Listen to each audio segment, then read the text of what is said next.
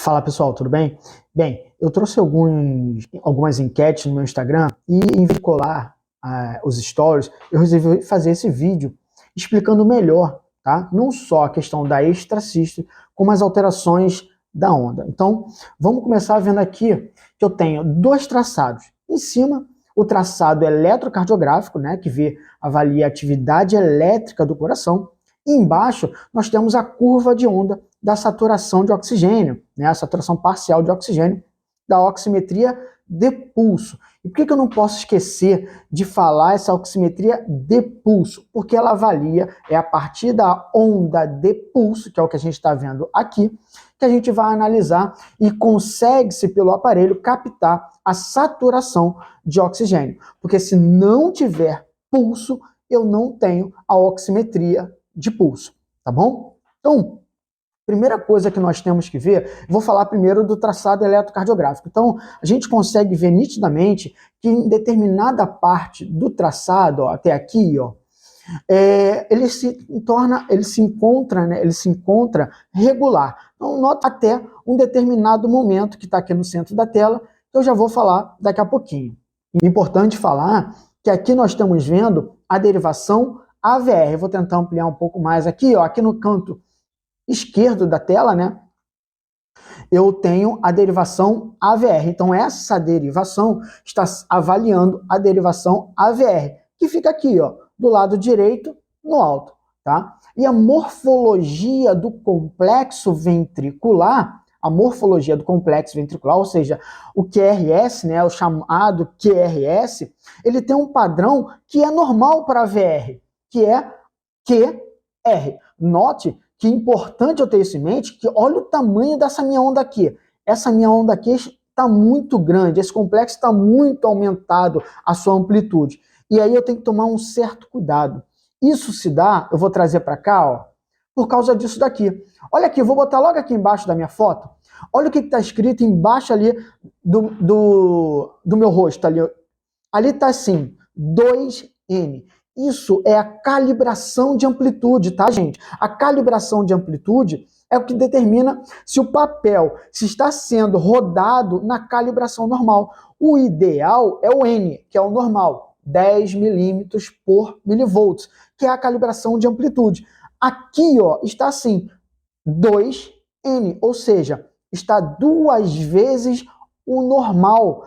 Logo, esse tamanho todo do complexo ventricular, chamado QRS, não era para ter esse tamanho todo, era para estar pela metade. Mas, como no monitor está com a calibração dobrada, ele está bem aumentado, ok? Então, tem que tomar muito cuidado com isso, tá? Bem, então, falando isso, a gente viu que a derivação é a derivação AVR, que a morfologia do complexo ventricular, chamado QRS, está normal, que em AVR eu posso ter QR, e isso é normal. Notem também que aqui em AVR, ó, eu tenho tudo negativo, onda P negativa, complexo ventricular, chamado complexo QRS também negativo, e onda T negativa. Claro, por quê? A AVR está aqui do lado direito, e todos os vetores da ativação atrial, onda P, da ativação, despolarização ventricular, o complexo ventricular, e da repolarização ventricular, que é a onda T, eles vão de cima para baixo, da direita para a esquerda. Logo, a AVR está só vendo a origem desses vetores. E por isso, em AVR, tudo tem que ser negativo. Isso é o normal, tá bom, gente? Então, nós vimos aqui a atividade elétrica. Então, note que a atividade elétrica vem seguindo normalmente, no ritmo regular, até que acontece esse evento que está no centro da tela. O que aconteceu aqui? Eu tenho uma atividade elétrica num tempo certo que vai acontecendo, e em dado momento, ela, ao invés de acontecer no momento certo, como todas as outras, essa atividade elétrica ela foi antecipada. E quando eu tenho uma atividade elétrica do coração antecipada, como a gente vê aqui, ó, prematura, ou seja, prematura por quê? Porque aconteceu antes do seu tempo normal, a gente chama isso de extrasístole. Só que a extrasístole é dividida em supraventriculares e ventriculares. As extrasístoles supraventriculares são aquelas que ocorrem no nó sinusal, nos átrios, nos feixes internodais, até mesmo no nó atrioventricular e no feixe His. Todas as ativações prematuras que ocorrem antes da bifurcação, ou seja, nos ventrículos, são chamadas de extrasístoles supraventriculares. E note que, olhando aqui para esse traçado, o meu complexo ventricular, ou seja, o complexo QRS, ele tem a mesma morfologia dos complexos anteriores. Ou seja, a morfologia é o quê? Q, ou seja, a primeira onda negativa, e depois sobe com uma ondazinha positiva. Complexo ventricular com morfologia QR. É o complexo QRS, tá? Então, note que ele tem a mesma morfologia, a mesma forma. Com isso, muito provavelmente, aqui como a gente está vendo, ele foi gerado antes da bifurcação.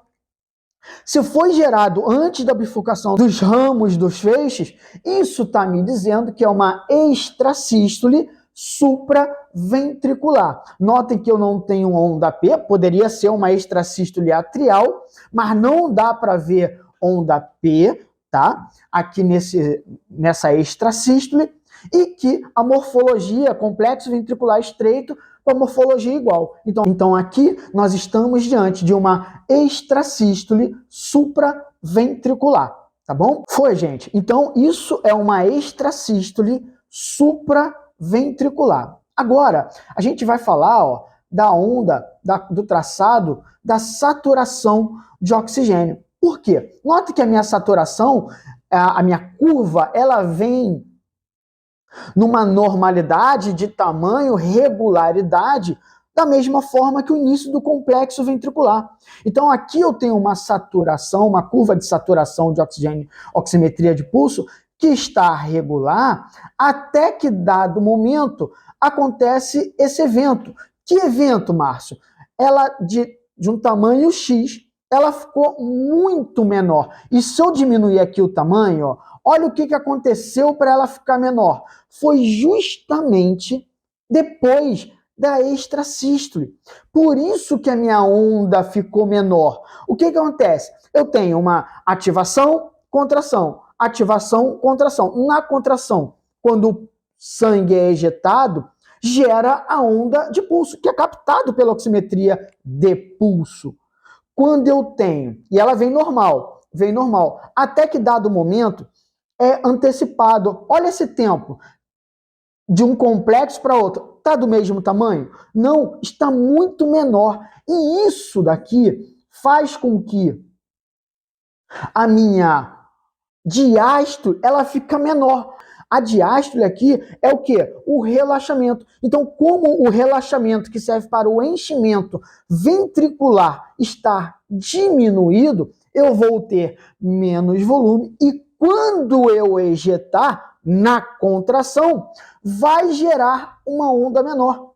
Então, a extrasístole ventricular, ela gerou esse batimento, é um batimento antecipado, que com a diminuição do tempo de diástole, diminui o meu volume ventricular, que ao ser ejetado, vai gerar um volume sistólico menor. Com isso, gerando assim uma curva na oximetria de pulso menor devido à diminuição do enchimento ventricular. É isso, simples assim, tá bom? Mas olha o que acontece. Depois da extrasístole, eu tenho uma pausa, que essa pausa é até maior do que o intervalo. Olha aqui. Olha o intervalo entre dois complexos ventriculares, duas ondas R, tá? O meu intervalo RR está no tamanho X. Depois da extrasístole, ela se encontra maior, porque a extrasístole era para calhar no momento certo, só que ela foi antecipada. Só que aqui não muda, ela vai cair no momento, e eu tenho então esse tempo diastólico maior. Opa, peraí, eu tenho um tempo diastólico, logo eu tenho um tempo de enchimento maior. Quanto tempo maior de enchimento, maior vai ser o meu volume intraventricular. Quando o meu ventrículo contrair, o volume ejetado vai ser maior. Com isso, analisando após essa ondinha pequenininha aqui da saturação, tem essa onda muito maior porque o tempo diastólico foi maior, o tempo de enchimento maior e o meu volume sistólico, ou seja, aquele que vai ser ejetado após a contração ventricular, vai ser muito maior. É por isso que eu tenho essa curva de oximetria muito maior, não só da curva pequenininha da extrasístole, quanto do seu normal aqui, ó. Olha o seu normal. Só que quando chega aqui, ela está maior, porque o tempo diastólico de enchimento for maior e o volume será maior. Então, é isso daqui que aconteceu nesse traçado. Devido a um enchimento maior, eu tenho uma curva maior de saturação na minha oximetria de pulso. Tá, Márcio, mas por que isso é importante? Sabe aquele paciente que chega para você e fala, tô com palpitação, eu tô sentindo o meu coração bater aqui na minha garganta, querendo sair pela boca? É justamente isso, essa irregularidade que deixa um tempo diastólico maior, ele deixa um tempo de enchimento maior. E quanto mais se estende o músculo, mais força ele ejeta. Quando ejeta aqui pelas carótidas, vem uma força maior e você parece que está sentindo o seu coração batendo aqui. Mas, na verdade, é justamente a onda de pulso passando pelas carótidas do paciente. Por isso que ele fala que ele está sentindo o coração batendo aqui no pescoço. É entendimento, anatomia e fisiologia. Tá bom, gente? Bem, espero ter ajudado um pouco mais na compreensão da anatomia e fisiologia cardiovascular. Eu sou o Márcio Araújo, enfermeiro cardiologista. Te espero no próximo vídeo.